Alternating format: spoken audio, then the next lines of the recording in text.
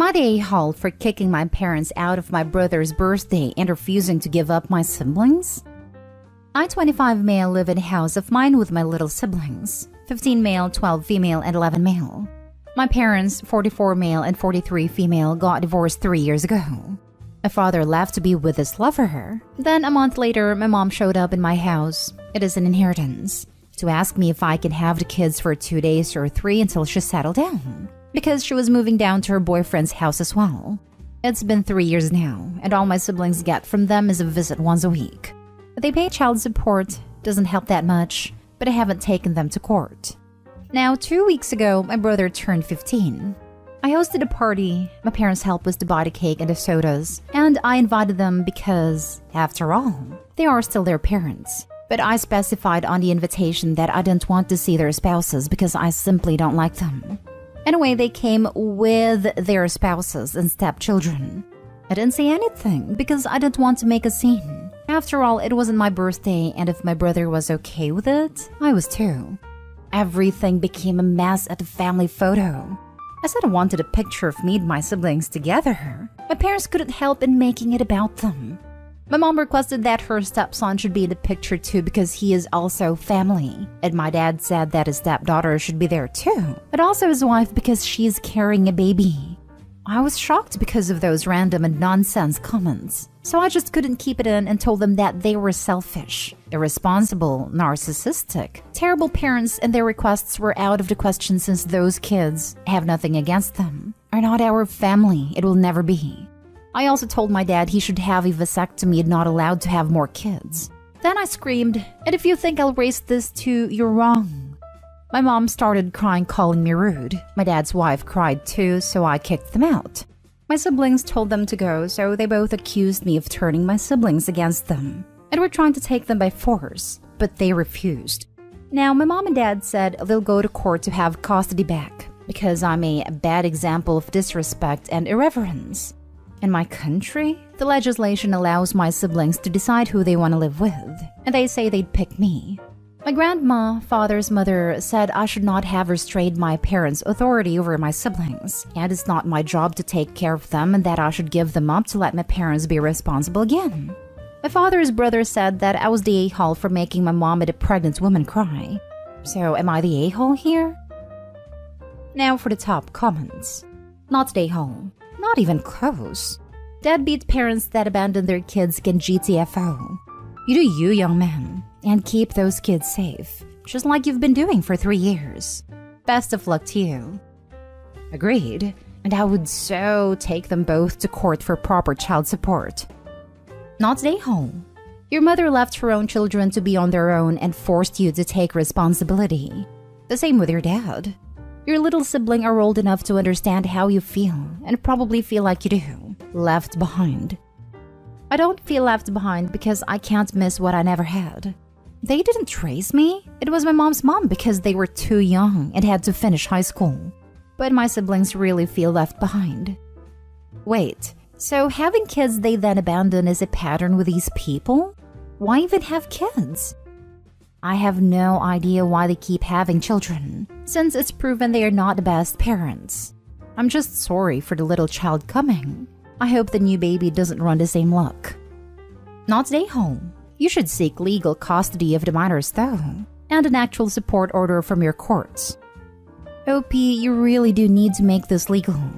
I'm sure it will relieve a lot of anxiety from your siblings too, if they know they can't just be uprooted back to the parents that couldn't be bothered to care for them for the last 3 years. You are their home now. Not the a-hole and actually a damn great human. Much love to your little family of siblings. Next story. Am I the a-hole for telling my sister-in-law I'd testify against her if she sought full custody in her ridiculous hypothetical? My female 28, sister-in-law female 26, likes to play this stupid game where she brings up hypothetical scenarios or asks questions that she knows will make her upset if she doesn't get the specific answer she wants. I've asked her twice to stop involving me in this because I'm not typical, and my responses won't be to her liking.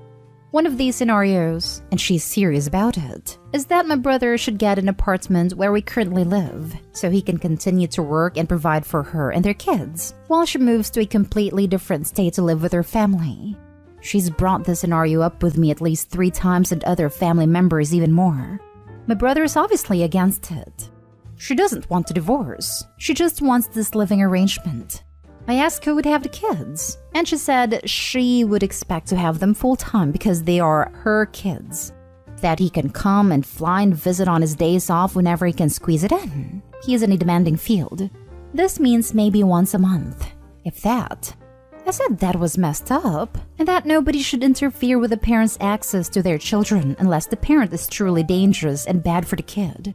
She said she didn't see a problem with it.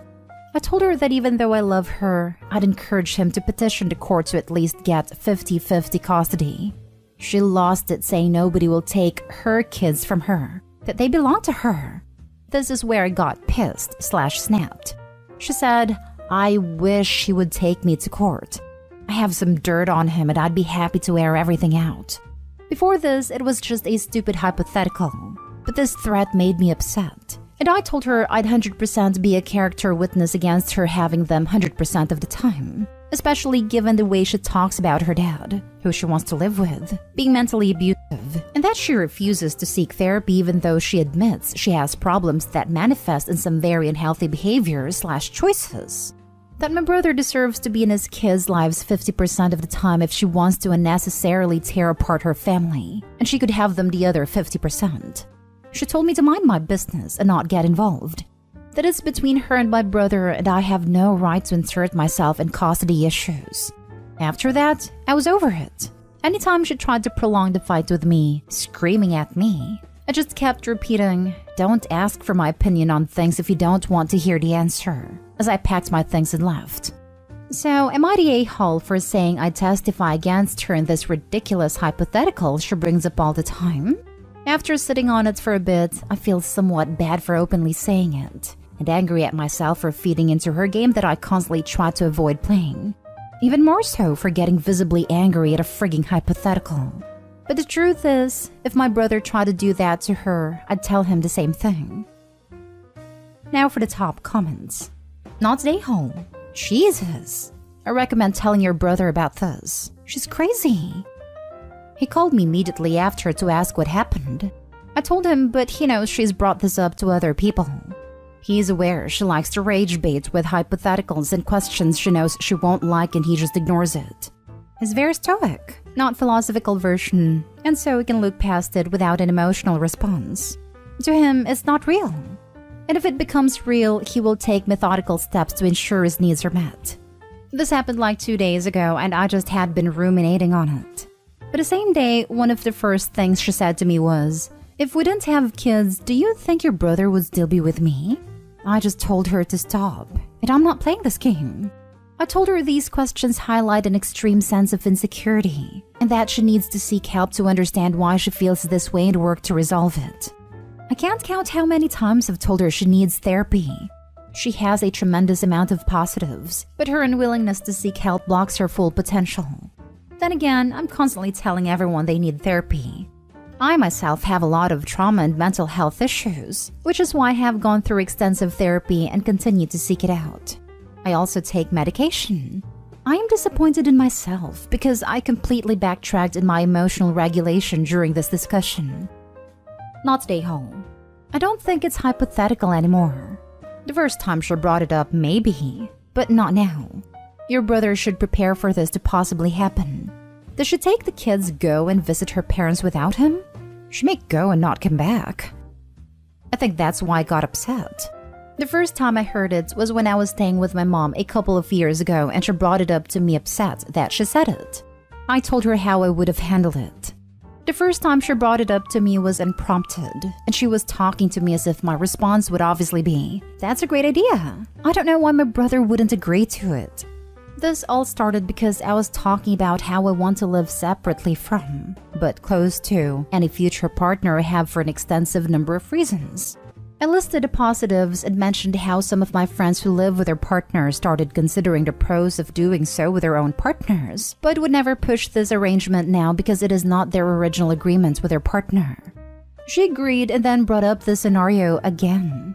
I told her it was completely different because 1, it's in separate states, and 2, there are children involved. No, she does not take the kids to go visit them without my brother, or without discussion presently. Next story is titled, Am I the a-hole for refusing to take my half-brother on a trip and refusing to share the start and end date?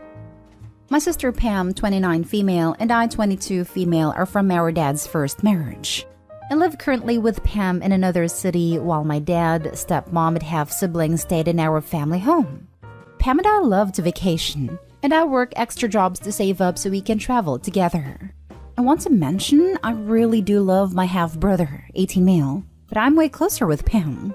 She's the closest person I have, and she has been a great big sister, taking care of me. My half-brother Jake has this sneaky thing he does. He'd hit me up and ask me to buy him something from the city we live in. The first time it was a video game that really could only be bought in the city I live in because there was an early release there or something. It was $100, and after sending it, he let me know he was short on cash and will repay me later on. I asked him 2 months later and he just laughed awkwardly.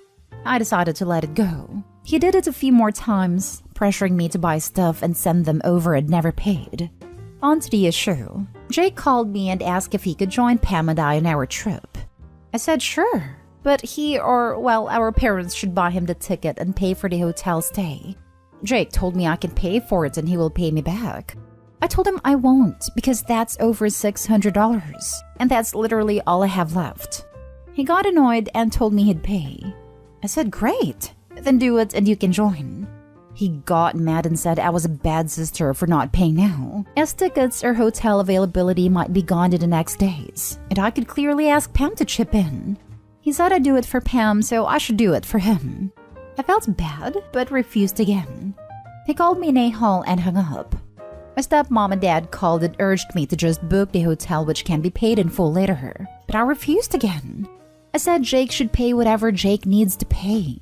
Pam backs me up, but my stepmom is upset and said I don't see Jake as a real sibling. Jake called me today and asked for the dates of the trip, and I said I no longer wanted him to come along since he was creating problems already before we leave. He pushed for the exact dates and time, and I again refused to give them. My stepmom has been blowing up my phone, and I have conveniently put it on silent. I feel like I went overboard. Am I the a-hole? Not the a-hole. And you can tell your stepmother that if your full sibling had a habit of asking you to buy things for her, telling you should pay you back and then not doing it, you wouldn't be eager to keep buying things for her either. It's not that Jake is a half-sibling, it's that Jake is a mooch. Exactly. Use the whole you don't see him as a real sibling as just an excuse. If it meant so much to stepmom and dad, they should have fronted the money. That's their kid. It's easier to tell OP and then talk crap when she said no. Truth be told, good on OP for standing up for herself. Not stay home, but have a simple conversation with stepmom and dad on the same call. Say you are sorry for the way this has blown up, but you were hurt that they are accusing you of not loving Jake.